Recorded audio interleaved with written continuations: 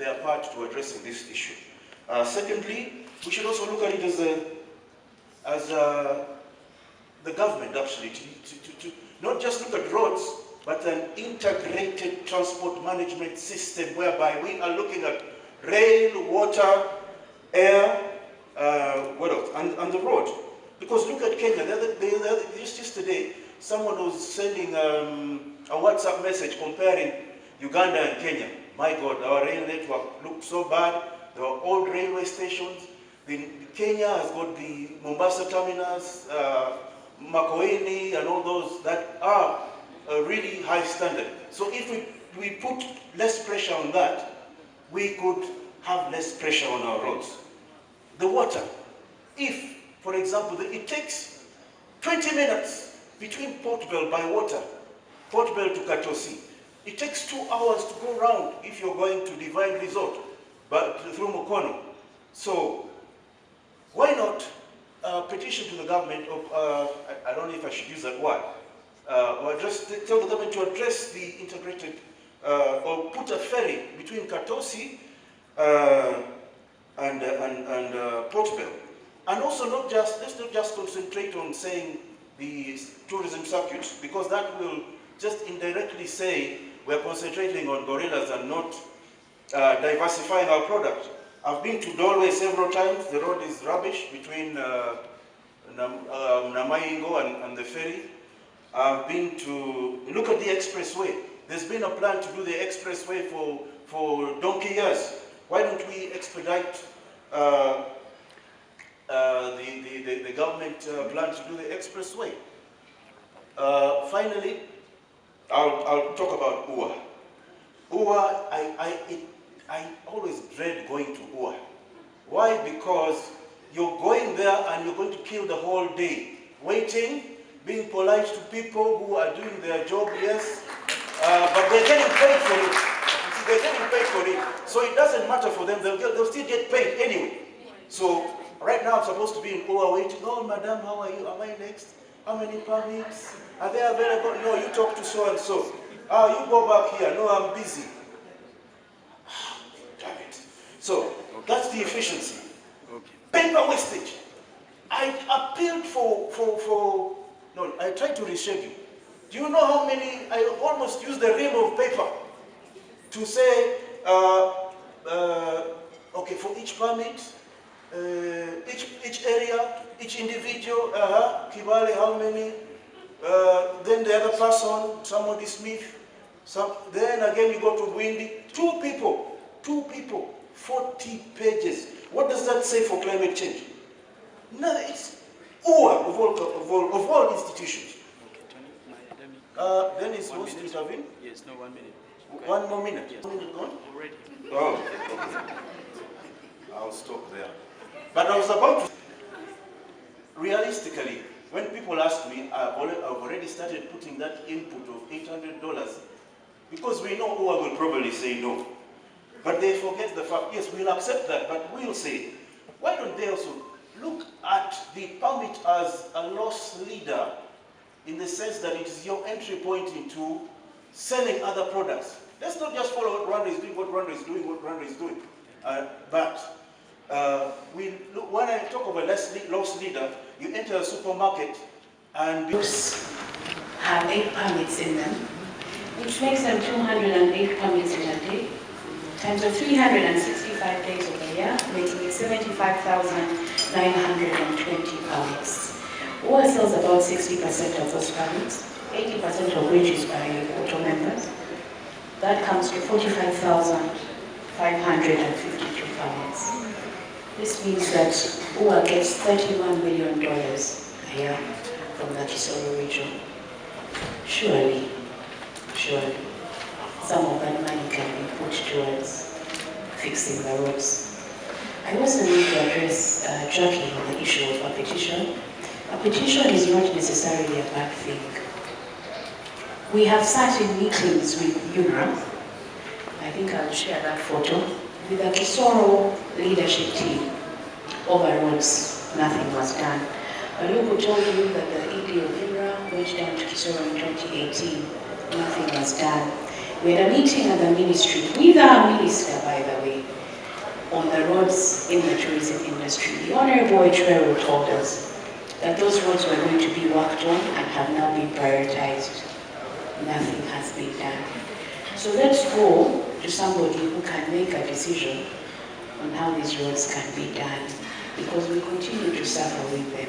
And if these roads are bringing $31 million into this country, rightfully so, they should be done so that they bring more. We need to move it from 60 maybe to 80% if the roads are worked. So this petition is not in bad faith. It is not saying this person has not done their work. It is drawing to their attention the dire state of the roads and how fixing them will actually boost this economy. How do we want to position Uganda as a destination? When you mention Uganda, what do you want someone to think about? Just for something for you to ponder on.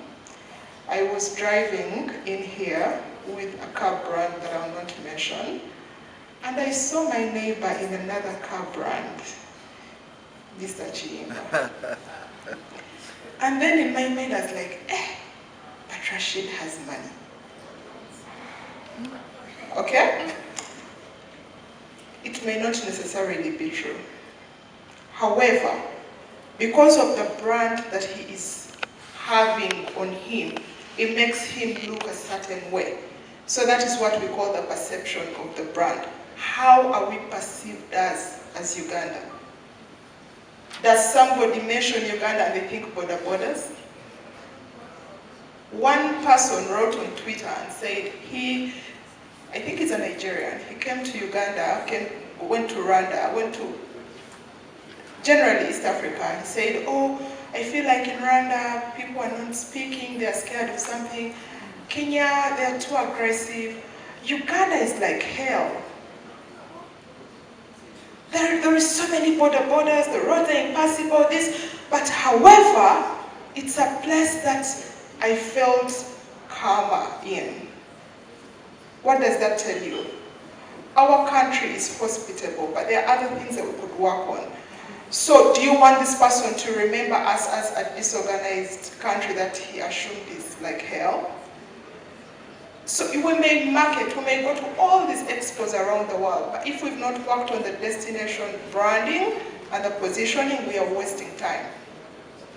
Thank you. But how do we put out this information and how does it affect us? Yeah? We've seen the incidences with the whole COVID situation. We've seen the incidences like the killings in Queen Elizabeth, and all these things have like really affected us in a negative way. And if you were to compare it with how other countries handle such situations, they don't go about telling people that, oh, there are killings in this park, yet they do not have verified information of how, where, and who did what. You get it? So I feel like it's a concern that we should address in a way that before we utter out things in regards to the incidences that do happen in some of these places that we do sell, it is important we consider what and come up with a uniform way of presenting what has really happened in these places. Then another also affect you. So when we do get an opportunity to join forces, to lobby together, to work together, it is one that we take really with a lot of passion and come to join you. So I'm here with my boss, Mrs. Susan Muhwezi, I've already said, with our board member, Mrs. Yogi Birigwa, and of course for us, I will report back to the board. And so whatever we are going to discuss here, I can assure you that it has support up to the very top of the OHOA management team. I want to address with marketing. We, again, in partnership with Otto, we have been attending joint marketing ventures, and the first big one we attended was last year at the World Travel Market.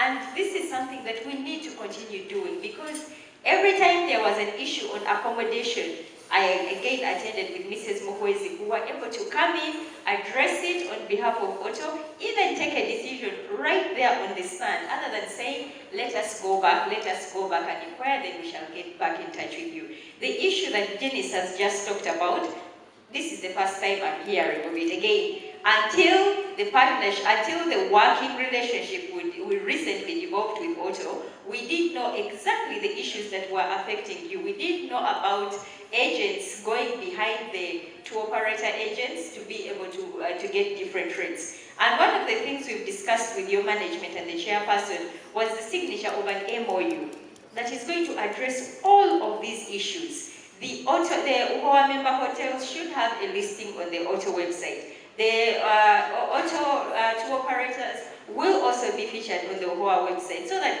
this going back and forth, people going behind each other's backs, is not.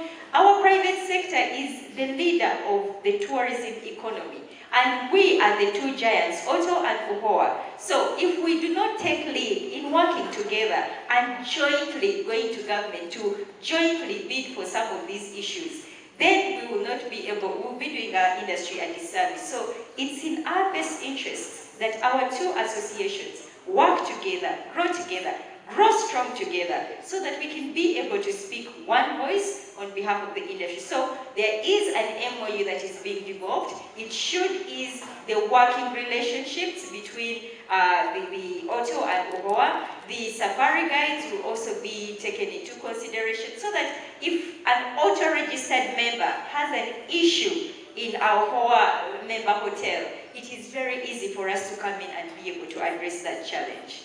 And again, this is somewhere where we are hammered a lot as hotels for our pricing discrepancies. But guys, hotels are paying 25 different types of taxes and licenses. Many of you who own lodges here, and I know that you're new in the industry, but I'm sure you've already felt the pinch. So until we can lobby to have these taxes, and we are not telling government to remove them, we are simply saying, can you consolidate them? Why do I have to pay a hotel tax, but then add on a swimming pool license, bar license, liquor license? The fact that I'm a hotel means that I have all those on board, but we have failed to find a way of harmonizing the tax regime, which is why, again, we need to be able to speak with one voice, because it might be a UHOA problem, but it affects the tour operators. It might be a UHOA problem. People might be saying every association has its own problems, but if we do not lobby together, my problems end up spilling into your house as well. So we need to be able to come and lobby to get one voice. Your chairperson really has tried to make a point when she has a microphone in the big offices to lobby against this issue. The high tax regime in the hotel industry affects your pricing as the hotels. If tomorrow government wakes up and throws another tax on us, we shall throw that inconvenience back to you guys, and yet we know that your tour packages are done 2-3 years in advance. So please, let's get that one, see how we can lobby jointly. It has mainly been done by Mrs. Muhwezi, but your voice is also very important. The last one is MICE. Was almost, faultlessly executed. Sure, there were some issues here and there, but again, it is one of the things that we need to push together. UTV should be here so that we can be able to see, and again, MICE is not a government thing, it is a private sector thing. One of the things we kept complaining about was that they were not tour packages. The tour packages that were there were mainly not from auto-registered members. So the issue of MICE is something that we really need to be able to give attention to. Thank you. On what I'm seeing there, you find that one national park, today as we speak here, has collected $500,000. Gorogoro Creator today has collected $500,000 at the gate today. You're allowed less than 500 cars. Each car to enter there is $385. Each person sitting in the car is $70. Guys, we're jokers. As a whole country, we cannot compete with just one national park. One. All of us, the tour operators combined, do not have the same number of cars as Leopard. All of us combined here. I went to the bond of my friend, Hans Paul. That was 2 weeks ago. That day, Lemala, Tanzania Specialist.com had ordered for 100 cars. I found them there, paying $10 million in cash, one tour operator. And he said the whole of Uganda cannot order for 100 cars in a year. All of Uganda combined. It is true. So me, I've left you. I am tired of this nonsense. Speaking good English for what? It doesn't make sense. And you know some of the tour operators that are not here have also left. Some of them are gone. They have just left their things here, but they're also operating somewhere else. As there you see the number of trucks of Matoke tours, you're like, wow. In Tanzania, you're like, what are we doing as a people? Now the government is not marketing the country. You see, there are two reasons why you need to increase your prices. Number one, that you have improved the product that you have. Number two, that the demand for your product is high. Now, none of which makes sense. Yeah? As a country, first of all, the government of Uganda needs to start marketing this country. There is no budget. There is no single day you wake up and you see a consistent marketing campaign on Uganda. It's not there. Zanzibar just last year knocked 1 million tourists. 1 million.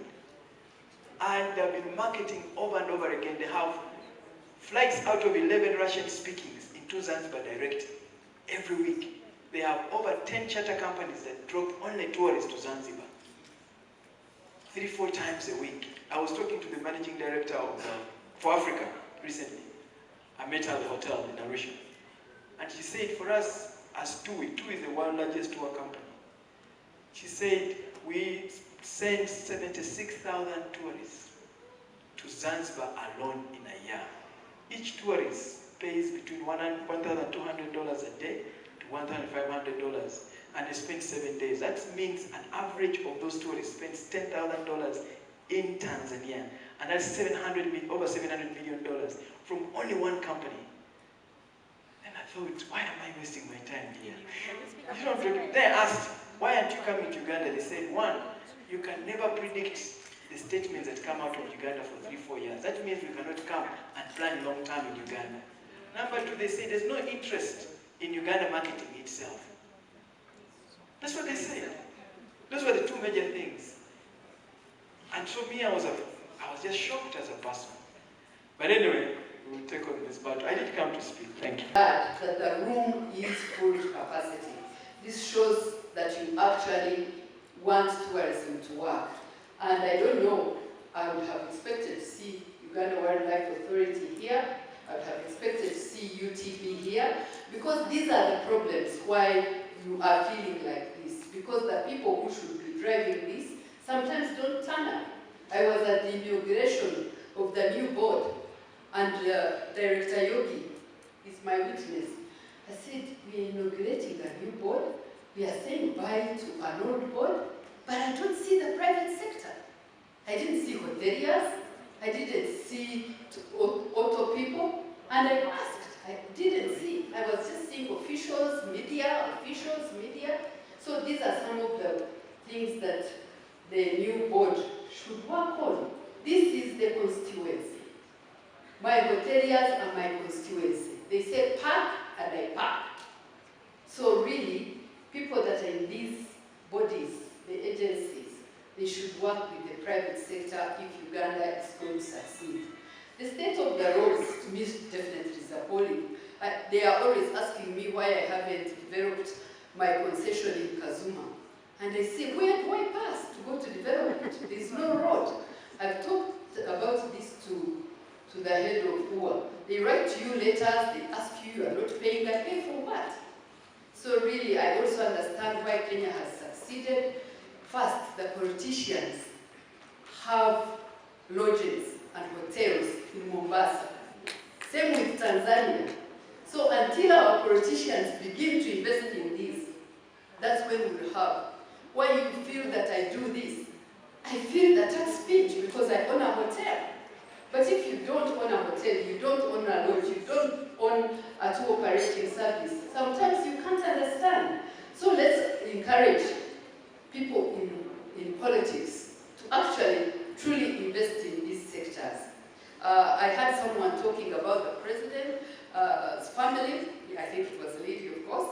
Yes, at least we have, I know that there's a member of that family who is very interested in tourism.